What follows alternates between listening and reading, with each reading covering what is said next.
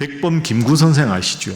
아주 훌륭한 민족의 지도자신데 그분의 글에 이런 글이 있습니다. 잘 한번 들어보십시오. 돈을 맞춰 일하면 직업이고 돈을 넘어 일하면 소명이다. 직업으로 일하면 월급을 받고 소명으로 일하면 선물을 받는다.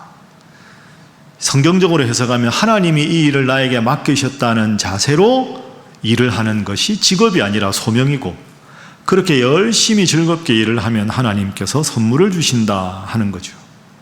그러니까 이 일은 단지 교회에서 하는 신앙적인 일뿐 아니라 우리의 일상에서 하는 가정에서의 모든 일, 일터에서 하는 일, 직장에서 하는 일, 이 모든 일을 할 때 주님을 대하듯이, 주님께서 보시는 듯이, 그리고 이것이 마지못해 하는 게 아니라 하나님이 나에게 주신 일이라는 소명감을 가지고 하는 것이 필요하다 하는 거죠.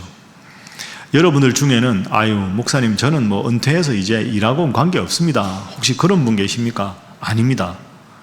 여러분의 자녀들과 자손들은 무슨 일이라도 할 것 아닙니까? 그러면 그 일을 어떤 태도로 해야 될지 여러분이 잘 가르칠 책임과 의무가 있습니다. 그래서 오늘 이 시간에는 우리가 하는 일, 넓게 보면 신앙적인 일, 가정에서의 일, 직업으로서 가진 일, 이 일을 어떤 태도로 감당하는 것이 성경적인가에 대한 세 가지 교훈을 지금부터 살펴보도록 하겠습니다. 먼저 일을 하는 나의 모습, 두 번째는 공동체, 세 번째는 모든 것에 대해 생각하겠습니다. 첫 번째는 일과 나인데, 일을 통해서 자아 실현과 성취를 이루는 것, 이것이 성경에서 말하는 일에 대한 기본적인 태도입니다.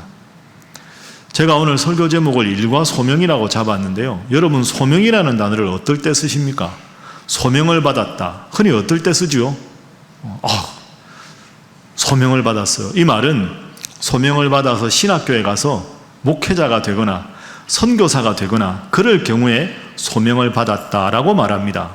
그러나 성경적으로 보면 소명은 목회자가 되거나 선교사가 되는 일에 국한되지 않습니다. 모든 일이 다 소명입니다. 먹든지 마시든지 무슨 일을 하든지 하나님의 영광을 위해서 하라. 오늘 본문에도 나와 있죠. 무슨 일을 하든지 하나님이 나에게 주신 일이라고 생각하고 하는 것이 소명입니다. 여러분이 부모라면 자녀를 잘 기르는 게 소명이고, 여러분이 자녀라면 부모님을 존중하는 것이 소명이고, 가사 일도 하나님께서 주신 일이고, 직업 전선에서 일을 하는 것도 하나님 주신 일이라고 생각하고 하는 것, 그러면 다 소명이 되는 거죠. 어떻게 키우는 것이 자녀를 잘 키우는 것일까요? 오늘 본문의 주제와 연관해 보면 하나님이 이 아이에게 주신 달란트가 무엇인가, 그걸 부모가 잘 살펴서 그 아이에게 하나님 주신 달란트를 발견해서 그 달란트대로 잘 개발을 시켜서 그 일을 하면서 행복하게 그 아이로 하여금 살아가게 하는 것, 그게 부모가 해야 할 역할입니다. 그래서 사실 우리 인생은 하나님이 주신 재능을 발견하고 그 재능을 훈련하고 그 재능을 통해서 행복하고 즐겁게 일하면서 살아가는 것이 인생이라고 볼 수 있습니다. 예를 하나 들어볼까요? 구약 성경 맨 처음에 나오는 인류의 조상은 아담입니다. 하나님께서 온 우주를 만드시고 사람을 만드신 후에 이렇게 명령을 하셨습니다. 자, 우리가 잘 아는 창세기 1장 26절을 화면으로 한번 보지요. 하나님이 이르시되 우리의 형상을 따라 우리의 모양대로 우리가 무엇을 만들었습니까? 사람을 만드시고 그들로, 사람들로 하여금 바다의 물고기와 하늘의 새와 가축과 온 땅과 땅에 기는 모든 것을 다스리게 하자. 여러분, 저 본문이 중요한 이유는 우리는 흔히 잘못 생각하면 아담과 하와가 선악과를 따먹은 다음에 이제 일을 하는 형벌을 받았다, 그게 아닙니다. 저 본문을 보십시오. 하나님이 처음에 사람을 만드신 목적이 모든 것을 다스리는 일을 하게 하자는 겁니다. 그러니까 하나님이 우리 사람을 창조하신 목적은 열심히 일을 하고 이를 통해서 즐거움과 행복과 보람을 느끼도록 창조하신 겁니다. 우리가 이걸 잘못 생각해서 선악과를 따먹었기 때문에 일을 했다, 일을 하게 되었다, 그게 아니고요. 하나님이 창조하셨던 사람은 원래 일하는 존재였는데 행복과 즐거움으로 일하던 아담이 선악과를 따먹은 다음에는 너무너무 지쳐서 억지로 하는 식으로 일의 성격이 바뀐 거지, 놀고 먹고 하던 인간이 벌을 받아서 일하게 되었다는 것은 성경적인 생각이 아닙니다. 그러므로 여러분이 세상에서 할 일이 있습니까? 감사하십시오.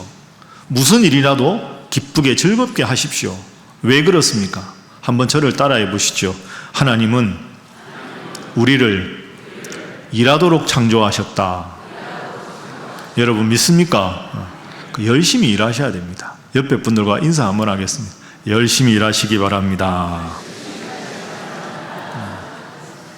왜? 우리는 일하도록 창조를 받았으니까 그렇습니다. 여러분 신약 성경도 생각해 보십시오. 예수님 제자가 몇 명입니까? 쉬운 질문할 때는 빨리 대답을 하십시오. 12명 아닙니까? 예수님이 처음부터 믿음이 좋은 사람을 12명을 한 게 아닙니다. 성경을 자세히 읽으면 자기 직업에 열심히 일하는 사람들을 택하셨습니다. 갈릴리 어부 베드로, 세리, 그러니까 자기 일에 열심히 하는 사람들을 택해서 신앙교육을 시켜서 예수님의 제자로 삼으셨습니다.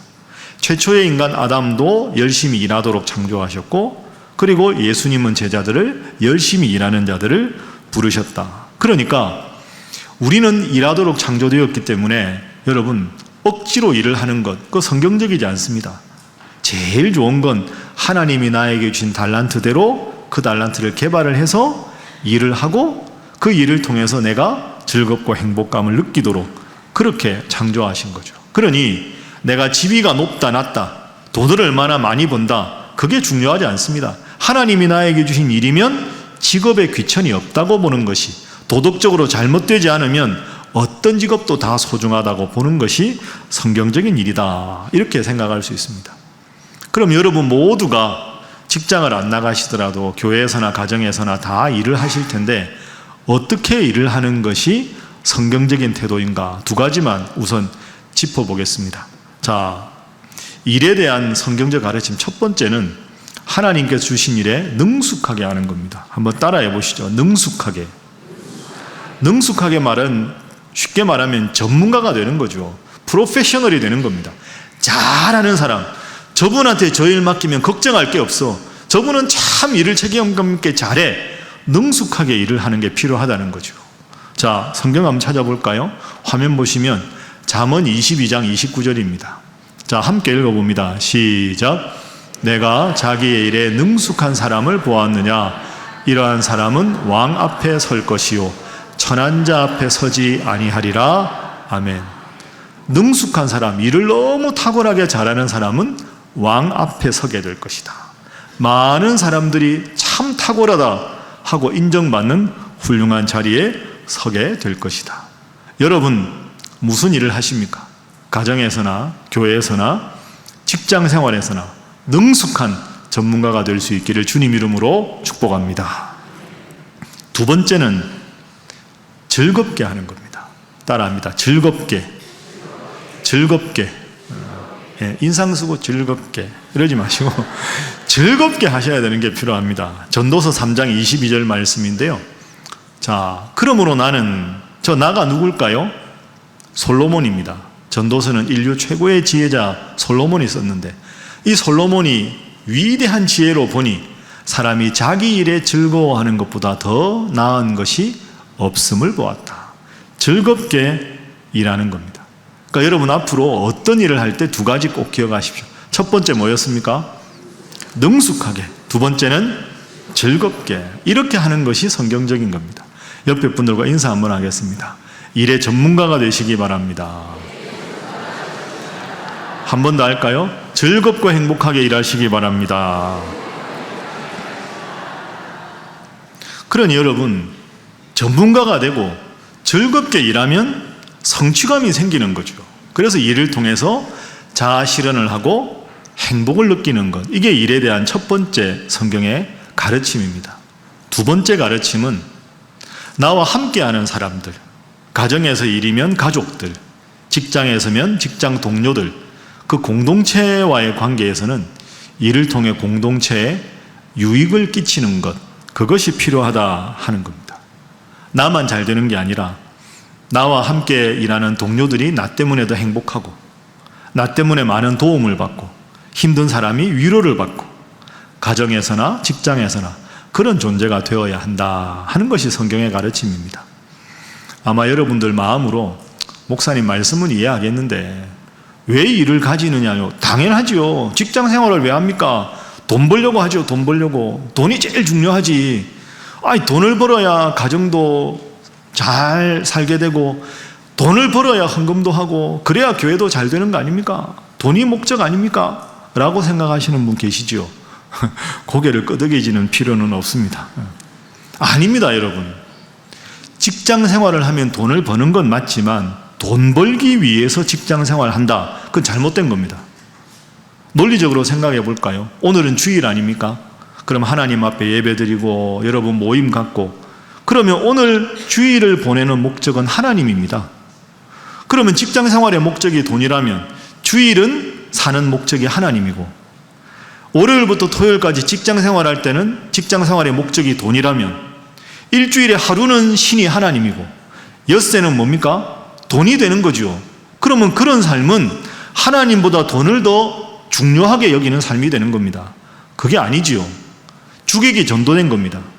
열심히 일하면 돈을 버는 것은 당연하지만 돈이 직장 생활과 일의 궁극적인 목표가 되어서는 안 된다 하는 겁니다. 지금 우리가 출애굽기를 말씀과 함께로 읽고 있습니다. 하나님께서 애굽에서 탈출시켜셔서 젖과 꿀이 흐르는 가나안 땅으로 인도하셨습니다. 왜 가나안 땅으로 인도하셨을까요? 읽어보면 두 가지 목적이 있죠. 첫 번째는 하나님께 예배하는 공동체로 만들기 위해서. 두 번째가 중요한데요. 노예 생활을 하면 너무 비참합니다. 그런데 이스라엘 백성들 중에 제일 힘들고 어려운 사람들이 누구냐? 구약에 보면 세 계층이 있습니다. 고아와 나그네와 홀로 된 과부. 이분들은 자유인이 되어도 살기가 힘듭니다.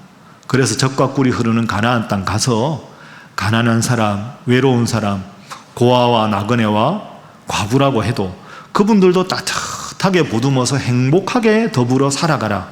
그래서 하나님께서 출애굽을 목표로 해서 가나안 땅으로 인도하신 겁니다.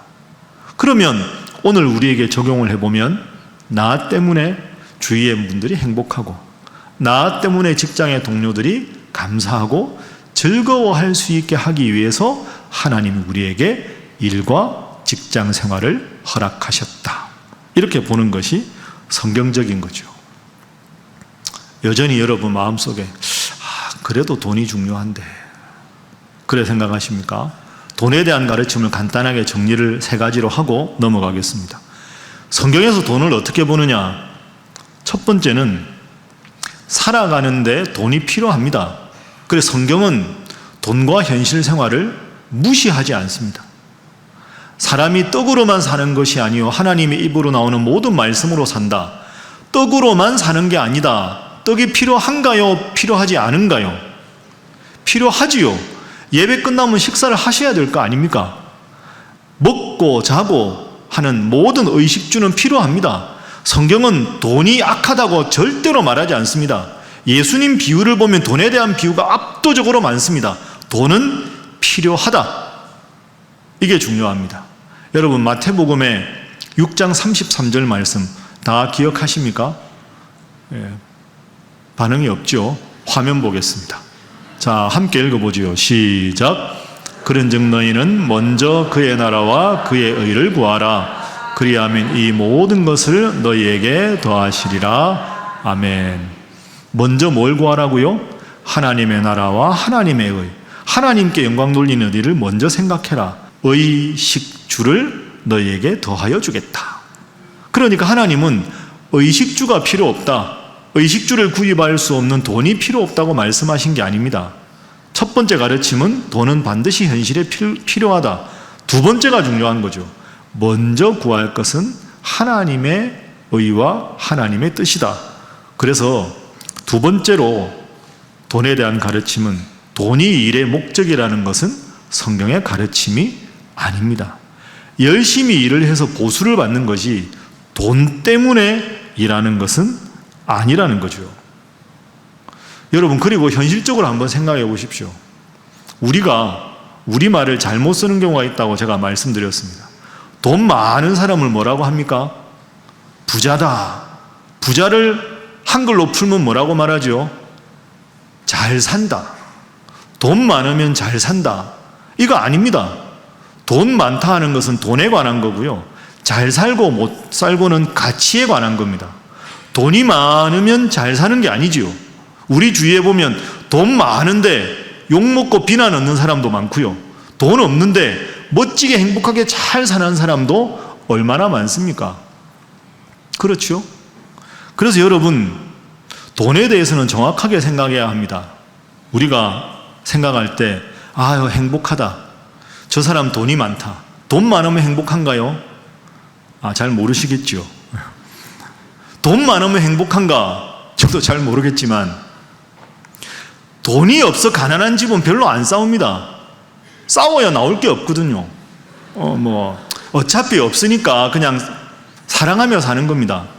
주위에 정말 많이 싸우는 집은요, 돈 많은 집이 많습니다. 그렇습니다. 돈 많다고 행복한 게 아닙니다. 내 영적인 수준과 인격의 수준이 낮은데 돈이 많은 건 복이 아니라 저주일 수 있습니다. 그래서 누가복음 12장 15절 말씀에 이런 말씀이 있습니다.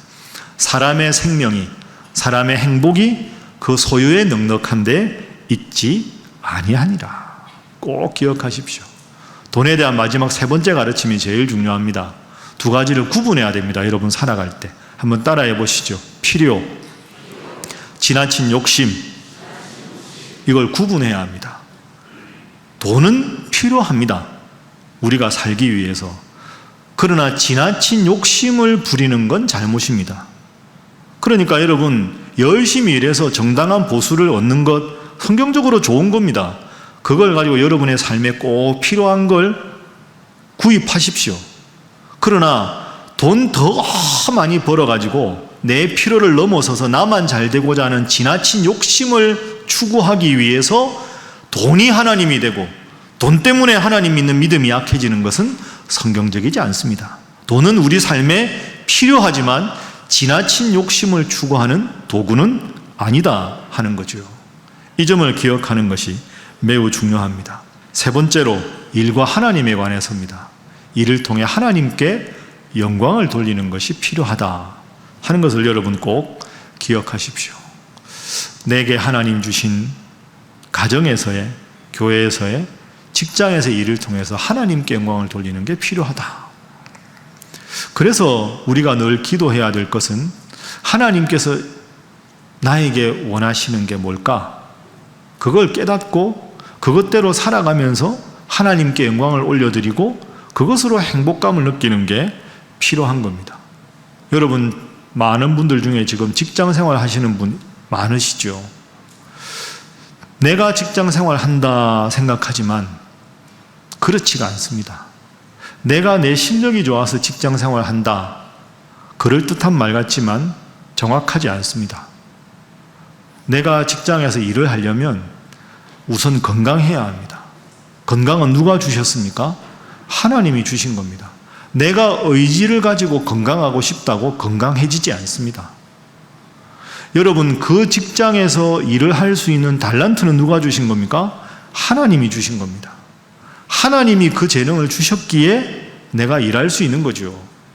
그리고 그 재능을 발휘할 수 있는 직장을 누가 마련하셨습니까? 하나님이 마련하신 거죠.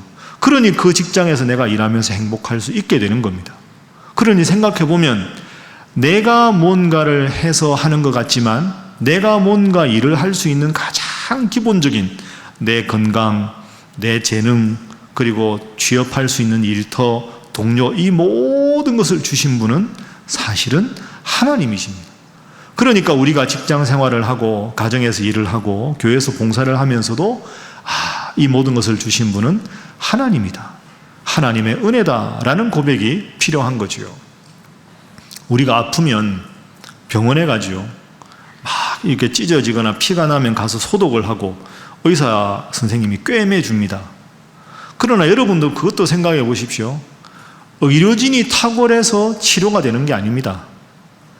같은 약을 써도 듣는 경우가 있고 안 듣는 경우가 있고요. 같은 의사가 수술을 해도 잘 되는 경우가 있고 잘 안 되는 경우가 있습니다. 상처를 꿰매도 빨리 회복이 되는 경우가 있고 덧나는 경우도 있습니다. 의료진이 얼마나 탁월한 것보다 더 중요한 것은 의료진은 자신의 역할만 할 뿐 모든 치료는 사실은 하나님께서 해주시는 겁니다. 그래서 프랑스 파리에 가면 파리 의과대학의 그 건물의 벽에 이런 글귀가 있습니다. 화면 보시면 나는 상처를 싸맸다. 그리고 하나님은 그것을 치유하셨다. 꿰매고 싸매는 것까지가 의료진의 역할이고 그것이 피부에 회복할 수 있게 되고 잘 아물고 덧나지 않고 모든 과정은 사실은 하나님이 하시는 거죠. 여러분 그렇습니다. 오늘 예배 끝나고 주일 잘 보내고 이제 내일부터 또 일터에 가서 또는 여러분 하셔야 될 일 열심히 하실 겁니다. 그럴 때도 내가 나 된 것은 하나님의 은혜라는 바울의 고백을 생각하고 내가 돌아가서 함께 지낼 가족이 있고 내 일터가 있고 함께 신앙생활하는 성도들이 있고 이 모든 것이 내가 잘해서가 아니라 하나님의 은혜니 하나님 영광을 위해서 살아야겠다. 그 고백으로 살아가는 여러분 되시기를 주님 이름으로 축복합니다. 그렇게 매일매일 살아가는 사람들이 생활신앙인입니다. 말씀을 정리하면서 미국의 아주 복음주의 훌륭한 목사님이었던 A.W. 토저 목사님의 말씀을 인용합니다. 아마 오늘 설교 전체를 요약하는 제일 중요한 문장이라고 생각합니다. 한글 번역을 제가 올려놨는데요. 사람의 일이 우리가 일을 할 때 거룩한가 세속적인가 하는 걸 결정하는 일은 그 사람이 무슨 일을 하는가 하는 게 아니고 왜 그 일을 하는가에 있다. 거룩한가 세속적인가는 일의 종류에 따라서 된 게 아니라 왜 하는가의 마음의 동기에 있다는 겁니다. 예를 들면 제가 지금 여기서 설교를 하고 있습니다. 설교를 하는데 하나님께서 우리 교회 성도들에게 정말로 주시고 하자 하는 말씀이 무엇인가를 기도하고 그 말씀을 받아서 설교하면 설교는 거룩한 일이 되는 겁니다. 그런데 그런 관심 없이 억지로 목사로서 생활을 해야 되니까 그런 지극히 세속적인 목적으로 제가 설교를 한다면 설교단에서 하는 설교조차도 세속적일 수 있다는 거죠. 그러나 적극적으로 해석하면 여러분이 세상에 가서 일을 하고 시장에 가서 물건을 판매하고 이 모든 일들도 우리가 골로새서 말씀 읽었듯이 하나님을 대하듯이 한 분 한 분 손님을 주님 대하듯이 그런 동기로 하면 그 모든 일이 세속적인 일이 아니라 그 모든 일이 거룩한 일이다 하는 겁니다. 그리고 그런 거룩한 일을 날마다 실천하는 사람을 우리는 생활신앙인이라고 부릅니다. 오늘 제가 세 가지 여러분들에게 말씀을 드렸습니다. 지금 여러분들이 하시는 일, 단순하게 돈을 벌기 위한 직업이라 생각하지 마시고 소명이라고 생각하십시오. 소명이라 생각하면서 두 가지를 기억하라고 말씀드렸습니다. 뭐였습니까? 따라하겠습니다. 능숙하게, 즐겁게, 열심히 능숙하게 전문가가 되시고 즐겁게 일을 하십시오. 그리고 두 번째는 나만 잘 되면 된다 하는 이기적인 생각을 버리시고 동료들과 성도들과 함께 더불어 잘 되는 공동체 유익을 위해서 일을 하십시오. 그리고 이 모든 일을 허락하신 분이 하나님이니 내 삶을 통해 하나님께 영광 돌리는 그런 마음의 태도로 늘 일하십시오. 이 세 가지를 기억하셔서 여러분 가는 곳마다 주님께서 여러분과 함께 하셔서 늘 모든 일에 기쁘고 감사하고 즐겁고 하나님 주신 은혜와 평강과 형통이 여러분의 일터 위에 여러분의 가정 위에 늘 임할 수 있기를 주님 이름으로 축복합니다.